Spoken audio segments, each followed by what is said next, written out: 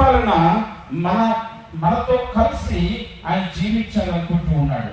ఆయన మనల్ని ఒక ప్రత్యేకమైనటువంటి కోణంతో ఆయన తన రాజ్యానికి వారసులుగా చేయాలి అని కోరుకుంటూ ఉన్నాడు. అందుకని మత్తయి సువార్త 5వ అధ్యాయము 3వ వచనంలో మనం చూసినట్లయితే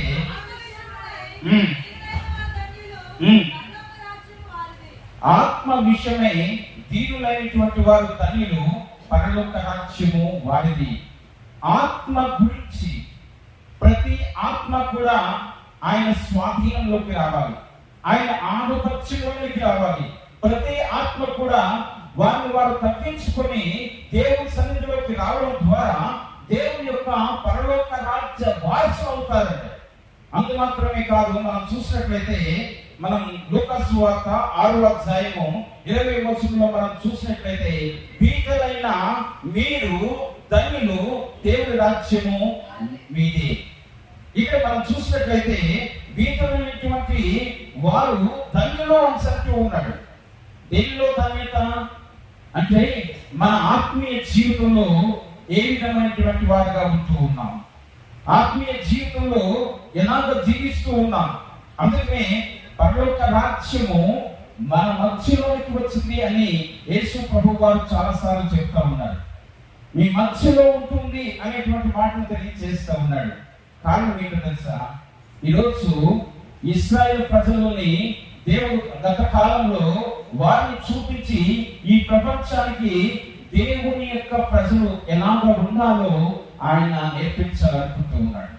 కానీ ఈరోజు దేవుడు అవధులు దాటి మనల్ని పరిపాలన చేయడానికి ఆయన క్రీస్తు అనేటువంటి సంఘాన్ని ఏర్పాటు చేశాడు. ఆయన సంఘం ద్వారా ప్రపంచానికి దేవుని రాజ్య విలువలను ప్రకటించడానికి దేవుడు సంఘాన్ని ఏర్పాటు చేసుకున్నాడు.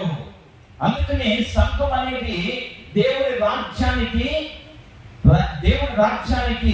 అది ప్రతినిధి అంటే, దేవుని రాజ్యానికి ప్రతినిధి. ఈ లోకంలో దేవుని రాజ్యము లేదా పరలోక రాజ్యం అనేది ఉన్నది అని అంటే ఇక్కడ సంఘంలో దేవుని పరలోక రాజ్యము యొక్క విలువలు ఏవైతే ఉంటాయో, పరలోక రాజ్యంలో దేవుని ఆధిపత్యం కింద ఎలాగ ఉంటుందో అలాగనే క్రీస్తు ఆధిపత్యం కింద దేవుని సంఘం అనేది ఉండాలి. అది దేవుని రాజ్య విలువలను ఈ లోకంలో ఉండేటువంటి అన్ని జనులకు ప్రకటించాలి. అందుకే యేసు ప్రభువు వారు ఈ లోకానికి వచ్చి తన జీవితం ద్వారా ప్రకటించారు. ఆయన ప్రకటించినటువంటి ప్రకటనలన్నింటిలో కూడా మనం చూసినప్పుడు ఆయన ఈ లోకంలో దేవుని రాజ్య సువార్తను ప్రకటించాడు. సువార్త అంటే వారి జీవితాల్లో మంచి లేనిటువంటి పరిస్థితుల్లో వారికి నూతనమైనటువంటి ఆత్మీయ విధానంలో, ఆధ్యాత్మికమైనటువంటి విధానంలో స్పిరిచువల్ ఎనైటింగ్ అనేది వారి జీవితాల్లో ఇవ్వాలని, ఆత్మీయ దృక్పథంలో వారు నడిపించాలని దేవుడు కోరుకుంటూ ఉన్నాడు. మన జీవితాల్లో దేవుని రాజ్యము మన మధ్యలోనికి వచ్చింది అంటే దేవుడు ఆ విలువలు కలిగినటువంటి వారిగా మనల్ని ఏర్పాటు చేస్తున్నాడు. దేవుని రాజ్యానికి మనం వారసులుగా కావాలి అంటే ఆ రాజ్యంలో కొన్ని విలువలు మీకు ముందు పెడతాను. మొదటి ఏంటి అంటే దేవుని రాజ్యానికి విలువలు కలిగినటువంటి వారిగా ఉండాలి అంటే మొదటిగా మనం చూసినట్లయితే మార్కు సువార్త 1వ అధ్యాయము 15వ వచనంలో మనం చూసినట్లయితే ఎవరిని చదవండి.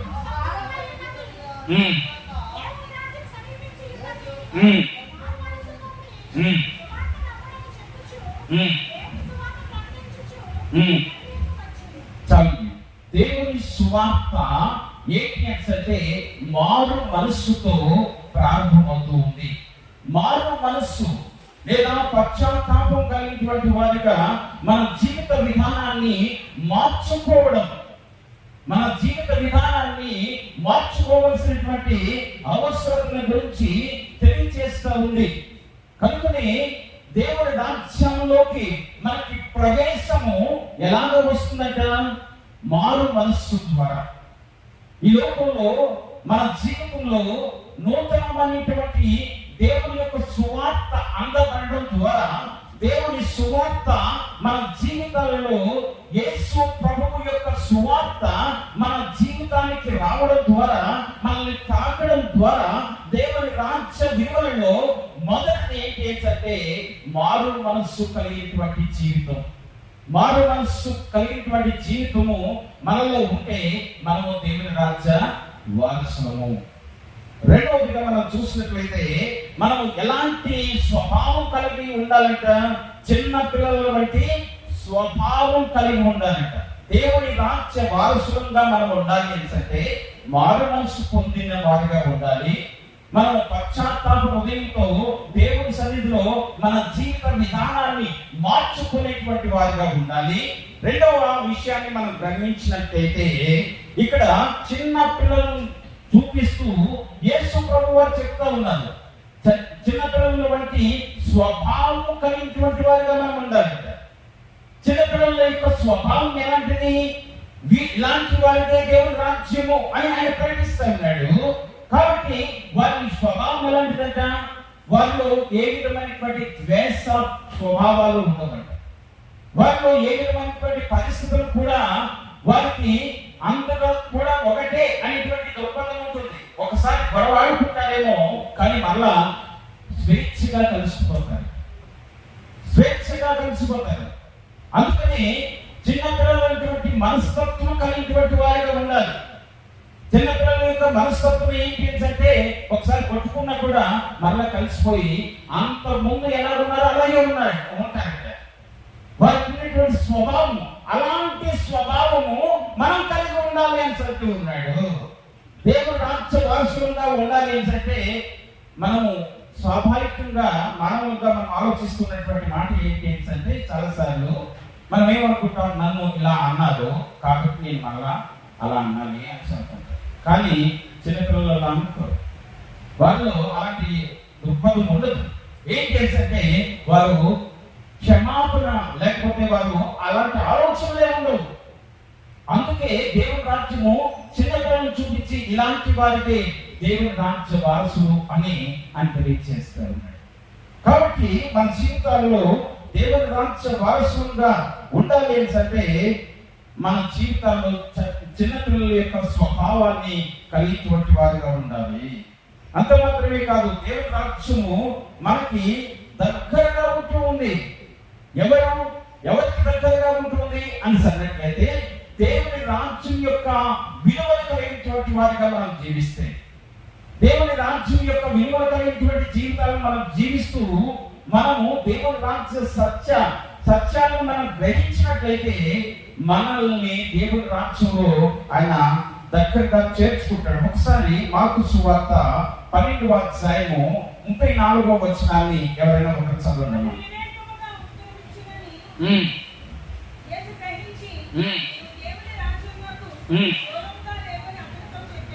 ఆయన మంచి ఆన్సర్ ఇచ్చాడంట, మంచి జవాబుని ఇచ్చాడంట. ఇవ్వడం వలన జరిగిన కార్యం ఏంటంటే ఆయన దేవుని రాజ్యానికి అతి సమీపంగా ఉన్నాడు అనేటువంటి మాట శాస్త్రిని ఆయన అంటూ ఉన్నాడు. కారణం ఏంటంటే దేవుని సమీపంగా ఉండడం అంటే దేవుని సత్యాన్ని తెలుసుకునేటువంటి వారిగా ఉంటారు. దేవుని సత్యానికి, దేవుని విలువలకు కలిగినటువంటి జీవితాలను మనం జీవించాలి. దేవుని రాజ్య వారసులు కావాలి అంటే మారు మనసు కలిగినటువంటి వారిగా ఉండాలి. చిన్నపిల్లల యొక్క స్వభావాన్ని కలిగినటువంటి వారిగా ఉండాలి. దేవుని యొక్క సత్యాన్ని ఒప్పుకునేటువంటి వారిగా ఉండాలి. అంత మాత్రమే కాదు, మనం చూసినట్లయితే మనము మన జీవితాల్లో దేవుని యొక్క రాజ్య స్వభావం గురించి మనం చూసినట్లయితే మన యొక్క జీవితాల్లో ప్రతి పరిస్థితుల్లో కూడా ఆయన కోరుకుంటూ ఉన్నాడు. దేవుని రాజ్య వారసులుగా మనం ఉండాలని అంటే మనము నిజాయితీ కలిగినటువంటి వారిగా ఉండాలంట, ప్రేమ కలిగినటువంటి వారిగా ఉండాలంట, క్షమాపణ కలిగినటువంటి వారిగా మనం ఉండాలి, దైవ ప్రభావం కలిగినటువంటి వారిగా, దేవుని పరిపాలన కింద ఉండేటువంటి వారిగా, సత్యాన్ని కలిగినటువంటి వారిగా దేవుని రాజ్య వారసులుగా మనం ఉంటాము. అంత మాత్రమే కాదు, మన జీవితాల్లో మనం చూసినట్లయితే దేవుని యొక్క బిడ్డలంగా మనం ఉండాలని అంటే మనం నేర్చుకోవాల్సినటువంటి విషయాలు పశ్చాత్తాపం కలిగినటువంటి వారిగా ఉండాలి. అదే విధంగా వినయం కలిగినటువంటి వారిగా ఉండాలి.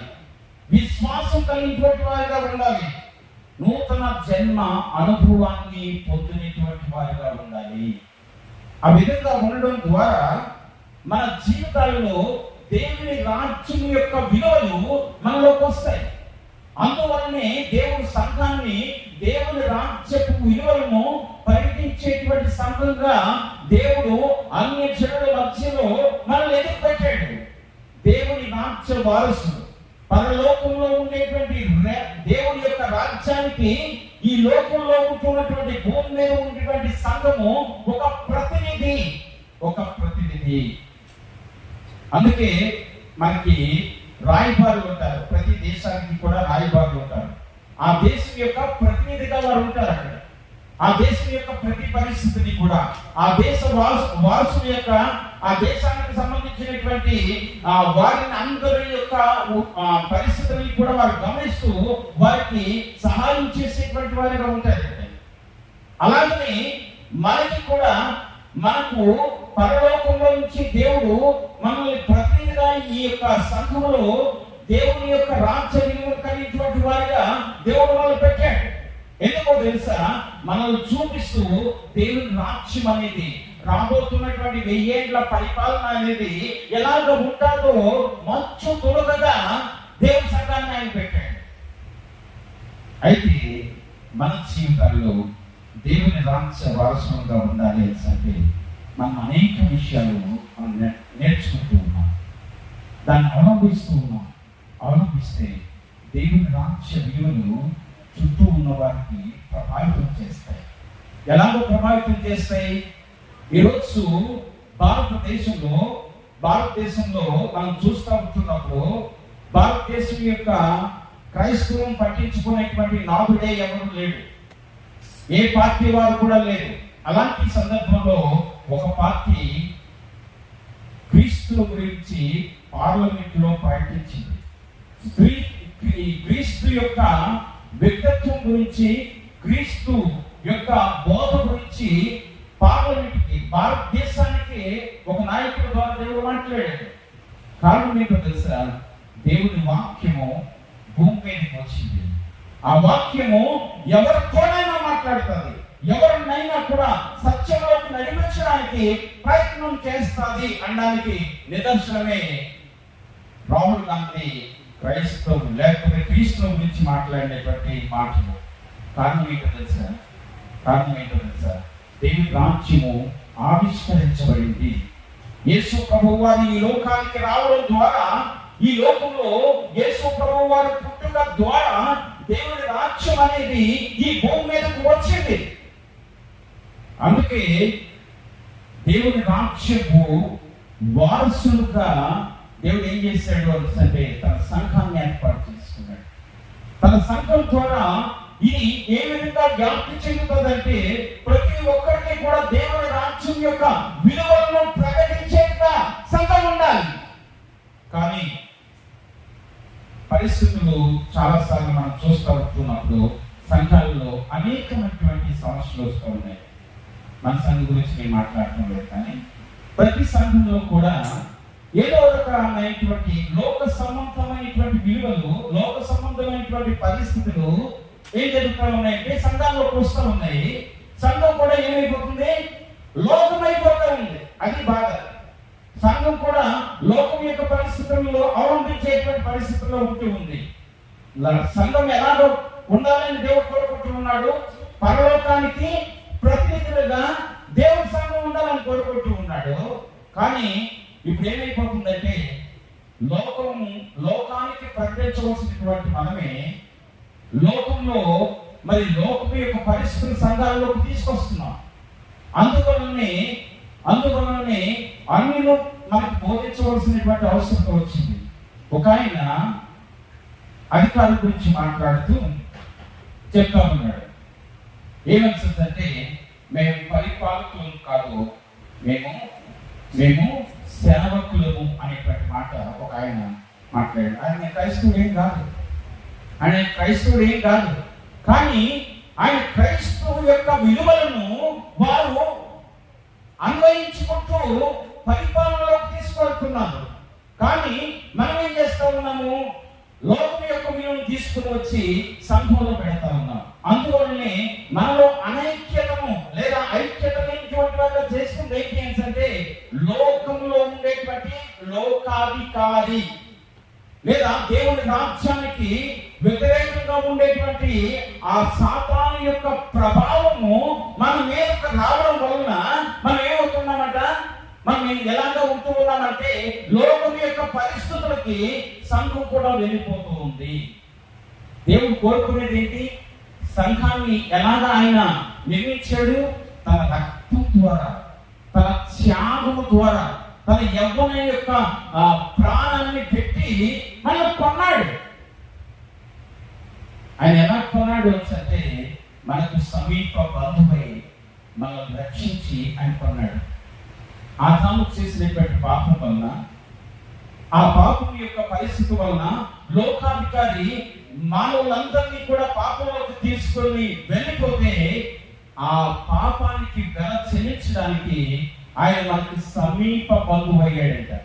రూతు యొక్క పరిస్థితుల్లో మనం చూసినప్పుడు అక్కడ బోయాజు సమీప బంధువై ఆమెని విడిపించాడు. అలాగనే మనల్ని కూడా పాపంలో నుంచి, శాపంలో నుంచి, లేదా ఈ లోకంలో ఉండేటువంటి కల్మషంలో నుంచి దేవుడు తప్పిస్తే మనం ఏమవుతున్నాము? లోకం యొక్క పోకలను తీసుకుని వచ్చి సంఘంలో పెడతా ఉన్నాం. సంఘంలో మనం ఏంటి అంటే మనము పరిపాలకులం కాదు. యేసు ప్రభువు వారు ఈ లోకానికి వచ్చి ఆయన చూపించినటువంటి విధానము మనం చూసినట్లయితే ఫిలిప్పీయులకు రాసినటువంటి పత్రికలో మనకు కనబడతా ఉంది. ఆయన తను తాను రిక్తులుగా చేసుకున్నాడు. రిక్తులుగా చేసుకోవడం అంటే తనకుండేటువంటి అధికారాన్ని విడిచిపెట్టేశాడు. అంత మాత్రమే కాదు, ఆయన తనకుండేటువంటి ప్రతి స్వభావాన్ని కూడా ఆయన పరలోకంలో ఆయన అన్ని నామముల కంటే ఉన్నతమైనటువంటి నామం కలిగినటువంటి వాడు, అత్యున్నత సింహాసనం మీద ఆసీనుడైనటువంటి వాడు ఆయన ఈ లోకానికి వచ్చి ఆయన పరిచర్య విధానాన్ని చూపించాడు. ఎలా చూపించాడంటే తను తాను తగ్గించుకున్నాడంట. ఆయన ఎలా తగ్గించుకున్నాడంటే ఆయన మీద ముమ్ము వేసినా కూడా తిరిగి రిప్లై ఇవ్వలేనంతగా తగ్గించుకున్నాడు. అందుకే మన జీవితాల్లో క్రీస్తును కలిగినటువంటి క్రీస్తు విలువలు మనం ప్రేమించాలి. దేవుని సంఘంలో దేవుని యొక్క బిడ్డలైనటువంటి విశ్వాస సమూహానికి మనం మేలు చేయాలి. ఎలాగా మేలు చేయాలంట? సేవకులు వలె చేయాలంట. సేవకుల వలె విశ్వాస సమూహం లేకపోతే విశ్వాసులు వారి జీవితాల్లో ఆత్మీయత కొరకు మనం ఏం చేయాలంట? వారి ఆత్మీయంలో నడిపించడానికి వారికి మనం ప్రతినిధులుగా ఉండాలి. మనం ప్రతినిధులుగా ఉండి వారిని నడిపించినట్లయితే ఆత్మీయ విషయాల్లో మనము దేవుడు హెచ్చిస్తాడు. ఎవరైతే తగ్గించుకుంటారో వారిని దేవుడు ఏం చేస్తాడు? హెచ్చిస్తాడు. కాబట్టి దేవుని యొక్క రాజ్య విలువలు ఏంటి అంటే లోక సంబంధమైనటువంటి విలువలకి ఆపోజిట్ గా ఉంటాయి. లోక సంబంధమైనటువంటి విధానానికి వేరుగా ఉంటాయి. అందుకనే మనం ఒకసారి చూసినట్లయితే 95వ కీర్తన 3వ వచనం, యెహోవా మహాదేవుడు దేవతలందరికీ పైగా మహాదేవుల మహారాజు చేతిలో ఉన్నవి పర్వత శిఖరములు. చాలు. ఇక్కడ ఆయన మహాదేవుడుగా ఉంటూ ఉన్నాడు. ఆయన దేవతలందరికీ కూడా అందరి పైన మహత్యము కలిగినటువంటి మహారాజుగా ఉంటూ ఉన్నాడు. అది దేవుని యొక్క విలువ. ఇక్కడ మనం చూసినట్లయితే సాతాను రాజ్యం ఉంది. సాతాను రాజ్యం ఏంటి అంటే ఈ లోకంలో వారి యొక్క విలువ ఏంటి అంటే వివేకాలు సృష్టించడం. సాతాను యొక్క పరిస్థితి ఏంటి అంటే అధికారం చేజిక్కించుకోవడం. అదే సాతాను యొక్క విలువ. అందుకే యేసు ప్రభువు వారు 40 దినాలు ఉపవాసం ఉండిన తర్వాత ఆత్మీయ స్థితిలో ఆయన లోకాధికారి అయినటువంటి సాతాను ఆయన అనేక రకాలుగా పరీక్షించాడు. పరీక్షించినప్పుడు ఆయన చెప్తున్నటువంటి మాట ఏంటి అంటే దేవుని వాక్యము ఇలాగొచ్చింది. దేవుని వాక్యాన్ని చూపించగలిగాడు, దేవుని వాక్యాన్ని ప్రకటించగలిగాడు. దేవుని వాక్యాన్ని చెప్పడం ద్వారా సాతాను ఆయన విడిచి వెళ్ళిపోయింది. కనుక మన జీవితాల్లో మనము దేవుని విలువలను ప్రకటించడానికి మనం వచ్చాం. దేవుడు మనల్ని ఏర్పాటు చేసుకున్నాడు. నీవు కాదు, నీవు చేసినటువంటి భక్తి ద్వారా నీకు రక్షణ రాలేదు, నీ యొక్క జీవితం ద్వారా రక్షణ రాలేదు. యేసు క్రీస్తు నిన్ను కొన్నాడు. నిన్ను కొన్న విధానంలో నువ్వు రక్షించబడ్డావు. నువ్వు చేసినటువంటి ధర్మ కార్యాల వలన, నువ్వు చేసినటువంటి ప్రయత్నాల వలన దేవుని యొక్క రక్షణ రాలేదు. దేవుని రక్షణ అనేది మన జీవితాల్లో ఎలాగో వచ్చింది అంటే ఆయన ప్రాణం పెట్టడం ద్వారా. సాతాను యొక్క సమూహంలో మనం చేరిపోతున్నటువంటి సందర్భంలో యేసు క్రీస్తు వారు ఈ లోకానికి బలిదానం ద్వారా మనము రక్షించబడ్డాం. అందుకని ఆత్మీయ విషయంలో మనము నూతనమైనటువంటి విధానంలో, నూతనమైనటువంటి పంథాలో, దేవుని రాజ్య విలువ కలిగినటువంటి విధానంలో మనం నడవాలంట. అందుకే ఒక ఆయన వచ్చాడు. ఏంటి అంటే ఆయన అంటూ ఉన్నాడు. ఏంటి అంటే ఒకసారి చూద్దాం. యోహాను సువార్త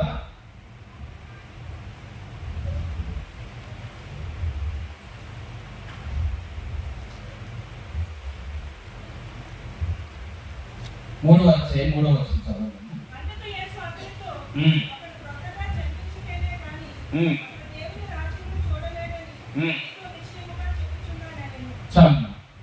కొత్తగా జన్మించితే కానీ దేవుని రాజ్యాన్ని చూడలేరు. ఇక్కడ మనం చూస్తున్నటువంటి మాట నికోదేము గురించి మాట్లాడుతూ ఉంది.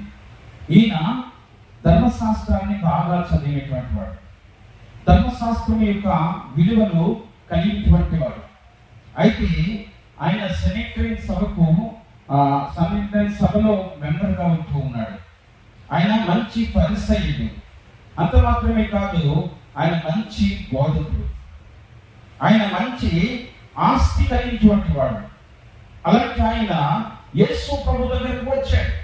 యేసు ప్రభు దగ్గరికి వచ్చి, నేను దేవుని రాజ్యాన్ని స్వతంత్రించుకోవాలి అంటే ఏం చేయాలి అని చెబుతూ ఉన్నాడు. అంటే ఆయన చెప్తున్నటువంటి ఒకే ఒక మాట ఏంటి అంటే, నీవు కొత్తగా జన్మించితే కానీ దేవుని రాజ్యాన్ని చూడలేవు. నిశ్చయంగా చెప్తా ఉన్నాడు. నిశ్చయంగా నువ్వు కొత్తగా జన్మించితే కానీ దేవుని రాజ్యాన్ని చూడలేవు. ఈ లోక సంబంధమైనటువంటి జీవితాల్లో మనం జీవిస్తూ ఉండేటువంటి సందర్భంలో దేవుడు మారు మనస్సు ద్వారా మనల్ని నూతన జన్మ అనుభవంలోకి నడిపిస్తూ ఉన్నాడు. మనందరినీ కూడా ఎవరో చెప్తే వచ్చేవారని కాదు. మన జీవితాల్లో దేవుడు మనతో మాట్లాడితే, దేవుడు మనల్ని ఏర్పాటు చేసుకున్నాడని విశ్వాసం ఉంచితే, ఆయన రక్షణ భాగ్యాన్ని మనం పొందుకోవాలనేటువంటి ఆశతో మనము పాపాన్ని ఒప్పుకొని పశ్చాత్తాపం కలిగి దేవుని యొక్క ఇచ్చినటువంటి ధర్మశాస్త్ర ప్రకారంగా లేదా దేవుని వాక్య ప్రకారంగా మనము బాప్తిజం తీసుకొని దేవుని యొక్క మందిరంలో దేవుని బిడ్డలుగా ఉంటూ ఉన్నాం. మనము నూతన జన్మ యొక్క అనుభవంలోకి రావాలి అనేటువంటి ఆశ దేవుడు నెరవేరుస్తూ ఉన్నాడు. ఏం చేసంటే ఆ విధంగా వచ్చాం కనుకనే నూతన నిబంధన క్రైస్తవులు. మనకు దేవుడు ఇచ్చినటువంటి పేరు ఏంటంటే నూతన నిబంధన క్రైస్తవులు. అంటే పరిశుద్ధులు, పరిశుద్ధుల యొక్క సమూహము. దేవుడు మనతో మాట్లాడుతున్నటువంటి మాటలు. దేవుడు మనల్ని నూతన జన్మ అనుభవంలోకి మార్పు చెందితే నీవు దేవుని రాజ్యాన్ని స్వతంత్రించుకుంటావు. దేవుని రాజ్యాన్ని స్వతంత్రించుకోవడానికి మనం చేయవలసినటువంటి కార్యం ఏంటి అంటే తిరిగి జన్మించేటువంటి అనుభవం. తిరిగి జన్మించడం అంటే దేవుని వాక్యం వింటూ ఉంటున్నప్పుడు, దేవుడు నీతో మాట్లాడుతూ ఉంటున్నప్పుడు నిన్ను నీవు సరి చేసుకుంటూ పశ్చాత్తాపంతో దేవుని వైపు తిరగడమే. అందుకే మనం చూసినట్లయితే మనకి అనేక విషయాలు యోహాను బాప్తిస్మం నుంచి యోహాను మాట్లాడుతున్నటువంటి మాటల్లో ఆయన దగ్గరికి చాలా మంది వస్తూ ఉన్నారు. వచ్చి ప్రతి ఒక్కరు కూడా మరి ఆయన యొక్క మారు మనసు పొందుకోవడానికి లేదా దేవుడు చెప్తున్నటువంటి ఆ సువార్తకు వారు విధేయడానికి వస్తూ ఉన్నారు. మేమేం చేయాలి అని వారు అడుగుతూ ఉన్నారు. అంటే ఆయన తెలియజేస్తున్నటువంటి మాట ఏంటి అంటే మీరు ఏం చేయాలి అంటే ఒకసారి చూడండి. మత్తయి సువార్త 3వ అధ్యాయము 7వ వచనం చదవండి. అప్పుడు పరిసయ్యులను సదుకాయులను యేసు బాప్తిస్మం పొందవచ్చుట చూచి సర్వసంతానమా పాపము ఒక్కరు తప్పించుకొనుటకు నీకు బుద్ధి చెప్పిన వాడెవడు? మారు మనస్సుకు తగిన ఫలము ఫలించండి అంటూ ఉన్నాడు. మారు మనస్సుకు తగిన ఫలము ఏంటి?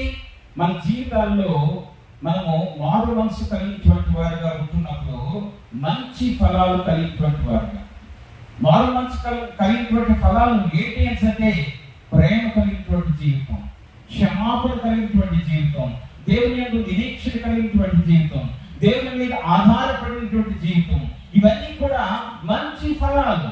మారు మనసు పొందినటువంటి మన జీవితాల్లో మన యొక్క ప్రతి పరిస్థితుల్లో కూడా ఈ లోకానికి భిన్నంగా మనం జీవించాలి. అందుకని లూకాసు సువార్త 3వ అధ్యాయంలో మనం చూసినట్లయితే అక్కడ మనకు కనబడతా ఉంది ఏంటంటే వారు ఏం చేయాలి అని అడుగుతా ఉన్నారు. అడిగితే 10వ వచనం చదవండి అన్న.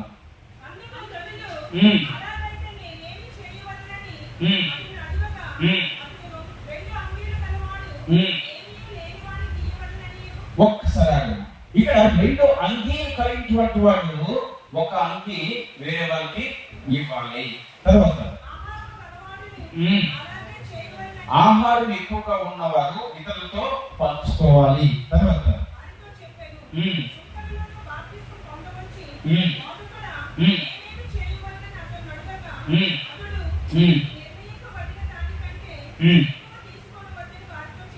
తర్వాత సుంకరులు వచ్చి మేమేం చేయాలి అంటే వారు వడ్డీ వ్యాపారం చేసేటువంటి వారు. అలాంటి వారు వచ్చి అడిగితే ప్రభుత్వం నిర్ణయించినటువంటి దానికంటే ఎక్కువ తీసుకోవద్దన్నాడు. కనుక వారు కూడా ఆ మాట యొక్క విశ్వాసం కలిగి వారు ఏం చేశారంట, అలాగనే చేయడానికి ప్రయత్నిస్తే బాప్తిసము ఇచ్చినట్టుగా మనం చూస్తూ ఉన్నాం. తర్వాత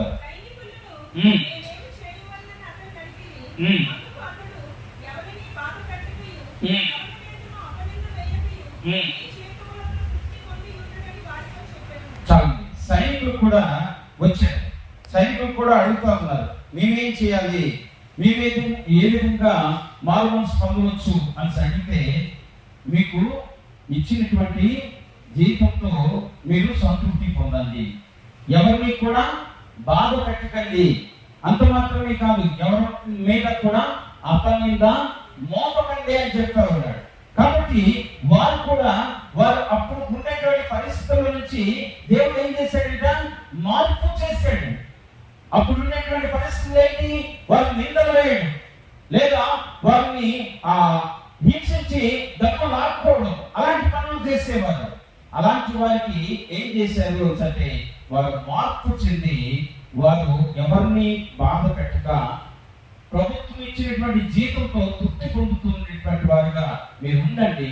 ఆ విధంగా ఉన్నట్లయితే మీరు దేవుని రాజ్య వారసులు అవుతారు అనేటువంటి మాటను తెలియజేశారు. అందుకనే ఫలించలేకపోయినట్లయితే, మంచి ఫలం ఫలించలేకపోయినట్లయితే ఇక్కడ ఆయన అదే విషయాన్ని తెలియజేశారు. ఒకసారి 9వ వచనం చదవండి.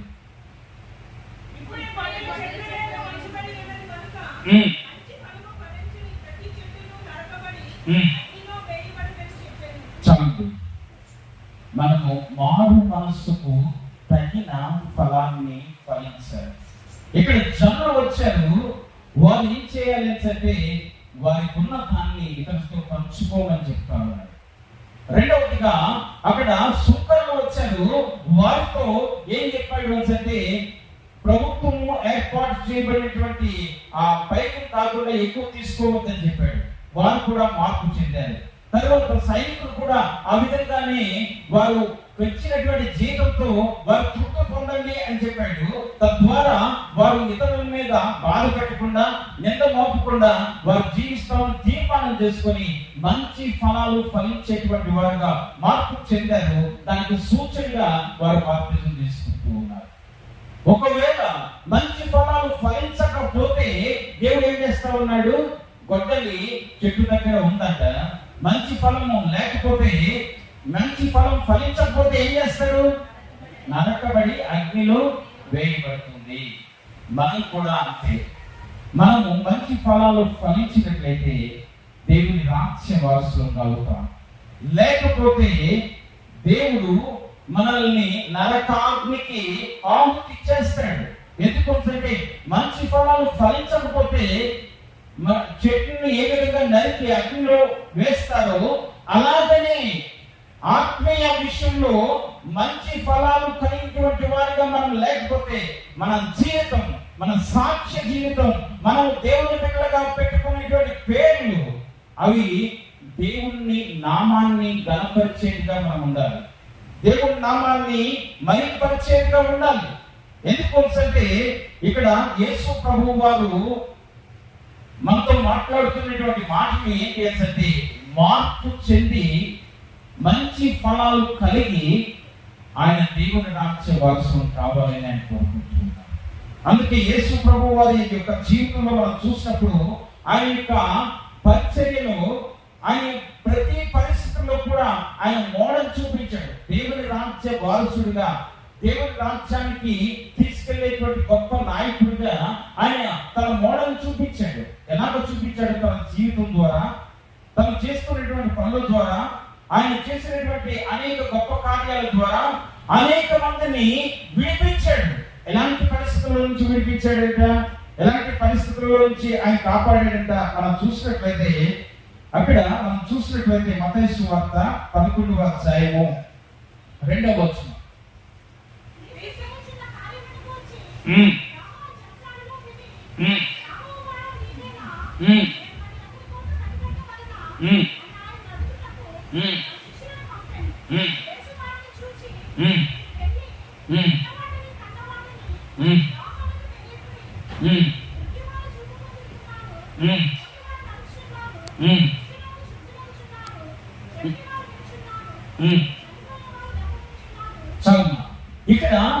ఇక్కడ మనం చూస్తూ ఉంటున్నప్పుడు రాబోవాడు నీవేనా అని బాప్తిస్మము యోహాను తెలియజేస్తూ ఉన్నాడు.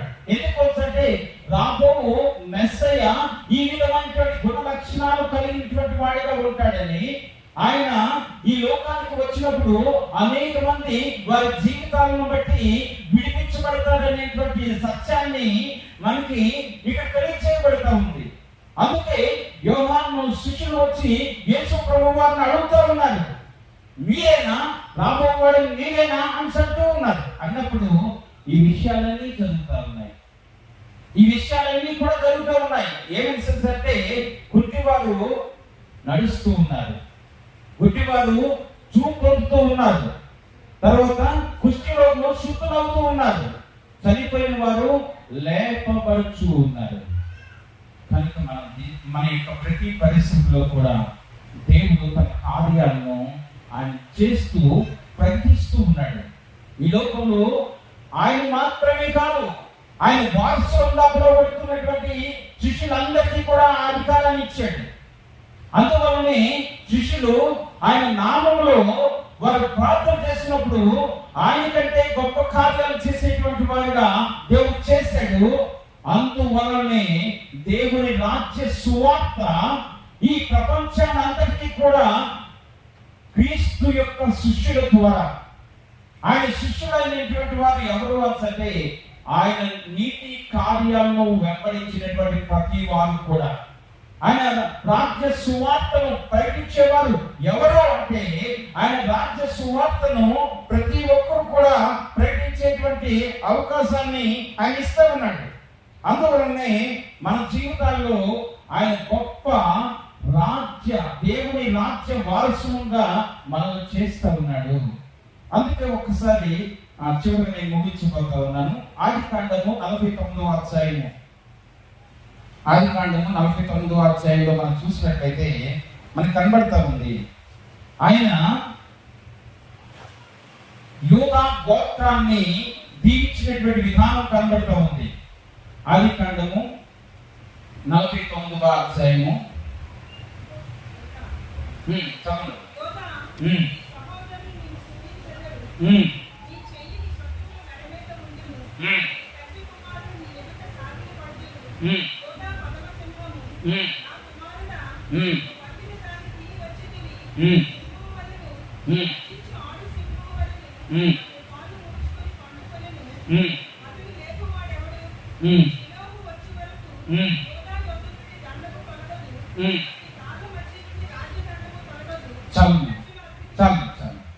ఇక్కడ మనం చూసినప్పుడు యూదాని దీవిస్తున్నటువంటి విధానం మనకు కనబడుతూ ఉంది. యూదా రాజ్యతండము ఎప్పటికీ కూడా తొలగిపోదంట. అంటే దేవుడు తన యొక్క ప్రవచనాన్ని లేదా మెస్సయ్య రాబోతూ ఉన్నాడు, ఈ దేవుని మెస్సయ్యగా ఈ లోకానికి రాబోతూ ఉన్నాడు అనేది అనాది కాలంలోనే తన ప్రవచనం ద్వారా తెలియజేశాడు.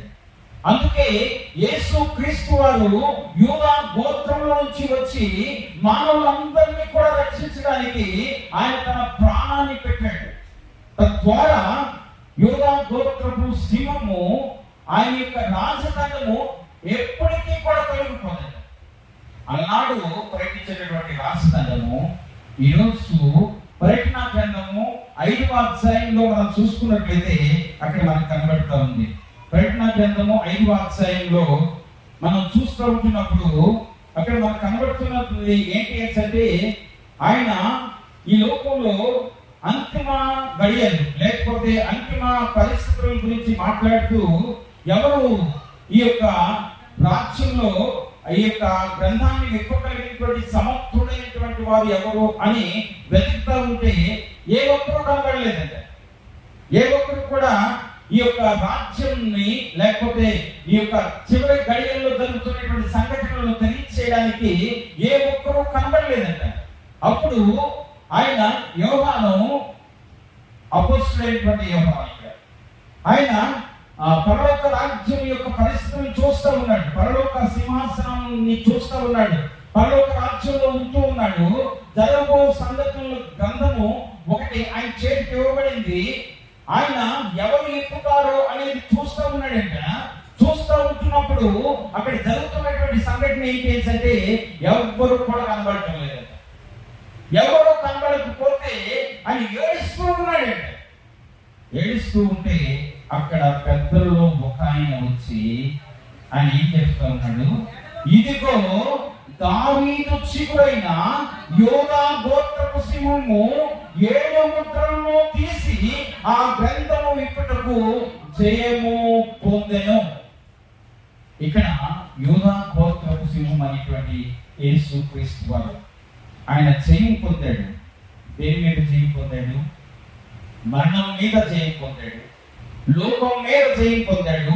అంత మాత్రమే కాదు, ఆయన ఈ లోకంలో శోధన మీద జయం పొందాడు. ఆయన ఈ లోకంలో ప్రతి పరిస్థితుల్లో కూడా జయాన్ని, విడుదల ప్రతి మానవునికి కూడా ఇచ్చాడు. అంత మాత్రమే కాదు, లోకంలో ఉండేటువంటి సృష్టిని అంతటినీ కూడా మిగుల అపేక్షతో ఎదురు చూస్తూ ఉంటున్నప్పుడు ఆ లోకము యొక్క విజ్ఞాపన కూడా ఆలోచించి లోకాన్ని కూడా విడుదల చేశాడంట.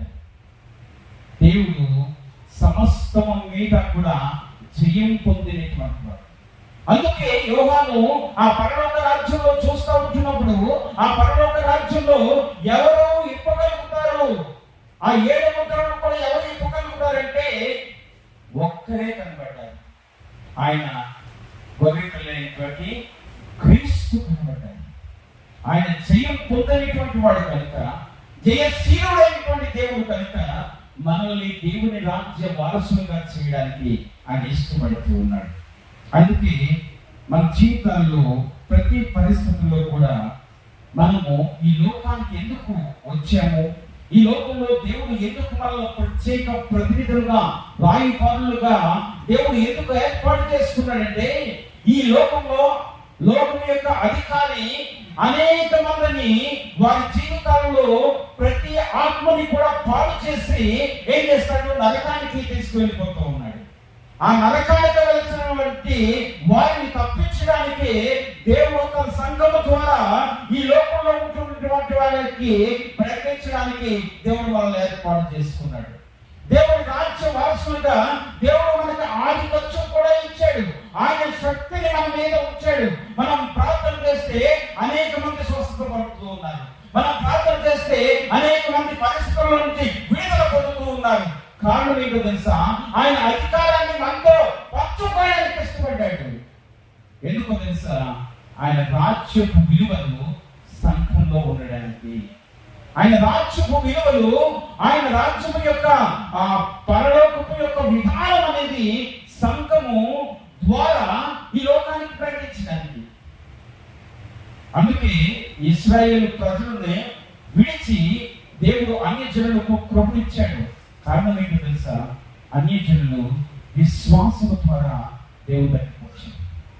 విశ్వాసం ద్వారా నమ్మి యేసు ప్రభువుని రక్షకుడుగా అంగీకరించడం ద్వారా యేసు ప్రభు యొక్క మాటల ప్రకారంగా ఈయనే దేవుడని నమ్మారు, ఈయనే రక్షకుడని నమ్మారు, ఈయన మెస్సయ్య కాదా అని విశ్వాసం ద్వారా ముందుకు వచ్చారు. అందువల్లనే దేవుడు సంఘం ద్వారా దేవుని యొక్క రాజ్య విలువలు ప్రకటించడానికి ఆయన ఇష్టపడుతూ ఉన్నాడు. అందుకే మనం చూసినట్లయితే మనం దేవుని రాజ్య వారసులుగా ఏ విధంగా ఉండాలి అంటే, గోధుమ గింజ చనిపోతే భూమిలో పాత పెడితే అది ఫలిస్తుంది. గోధుమ గింజ భూమిలోకి వెళ్తే అది చనిపోయి ఫలిస్తుంది. అలాగనే దేవుని బిడ్డలంగా శరీరం విషయంలో, లోకం విషయంలో, లేకపోతే ఈ లోకంలో ఉండేటువంటి పరిస్థితుల విషయంలో మనము లోకంలో ఉండేటువంటి పరిస్థితులు ఏమి కూడా నీలో ఉండడానికి వెళ్ళలేదు. అప్పుడు మనం ఫలిస్తాం. ఒకసారి చూద్దాం. యోహాను సువార్త 12:24.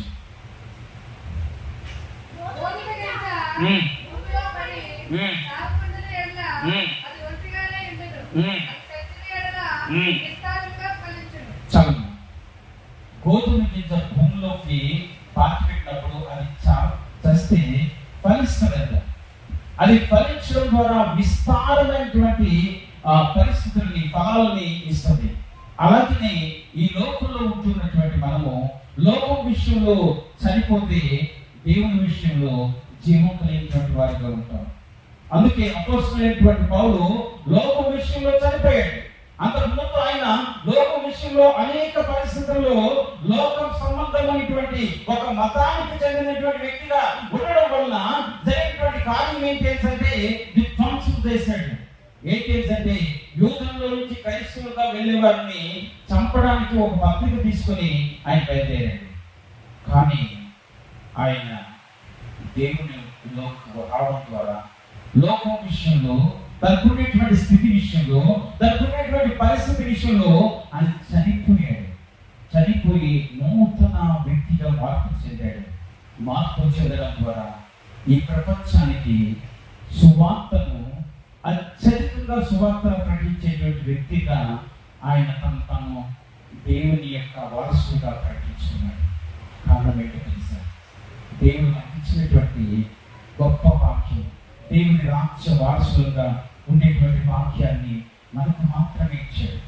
మనతో ఆయన మనల్ని కూడా ఆయన పరిపాలనలో భాగంగా చేయడానికి ఇష్టపడుతూ ఉన్నాడు.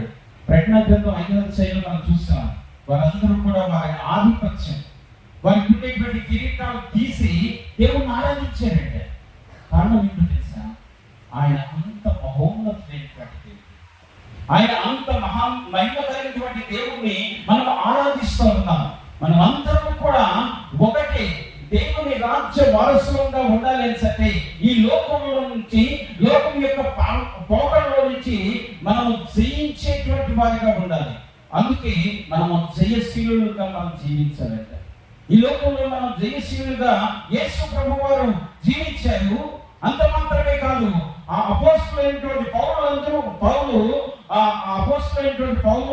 అపోస్తులందరూ కూడా ఆ విధంగా జీవించారు. మనకు ముందు ఉన్నటువంటి మన యొక్క సంఘ పితరులు కూడా ఆ విధంగానే జీవించారు. అందుకనే ఈరోజు ఇంత గొప్పగా మనం సంఘంగా ఉంటూ ఉన్నామంటే వారందరూ త్యాగమే. వారు క్రీస్తును పోలి నడిచారు. మనం కూడా క్రీస్తును పోలి నడిచినట్లయితే దేవుని రాజ్యము మన మధ్యలోనికి అది ఉంది.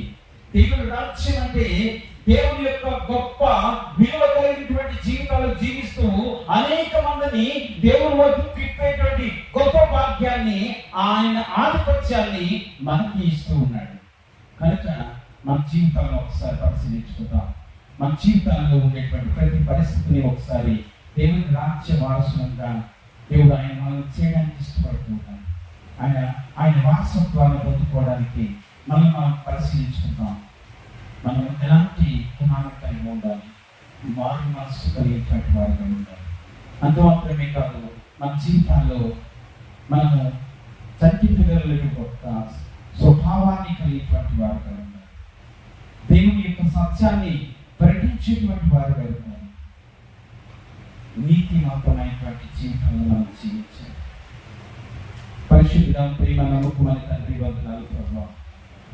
నన్ను ఇచ్చినటువంటి గొప్ప సత్యాన్ని బట్టి వందనాలు ప్రభావ. మేము దేవుని రాజ్య వారసులు కావాలనే ప్రభావ. నీ మందిరంలోకి వచ్చి ఉన్నాను ప్రభావ.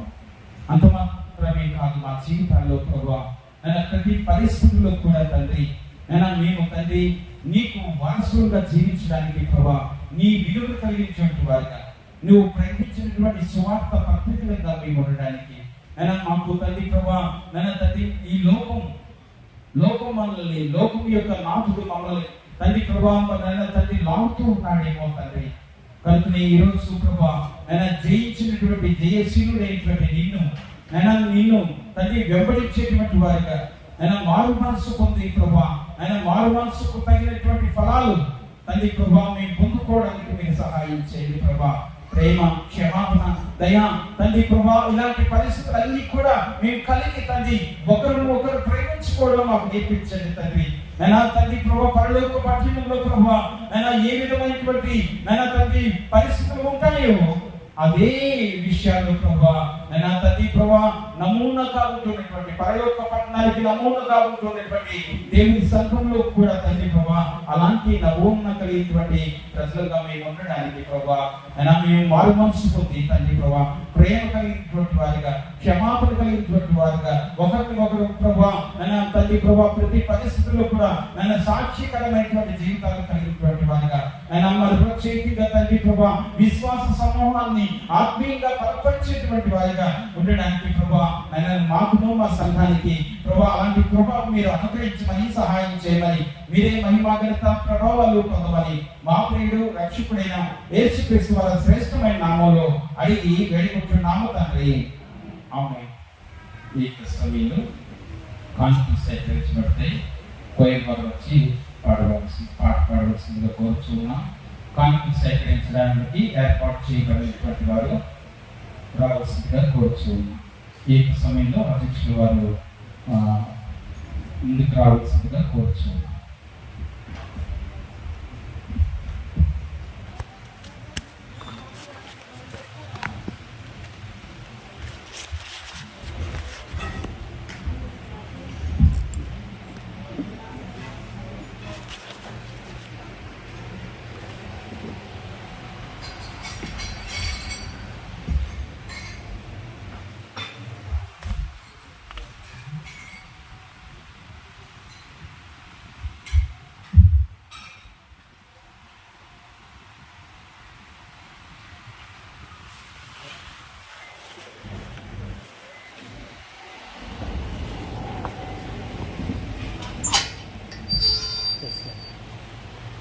నా యేసురాజం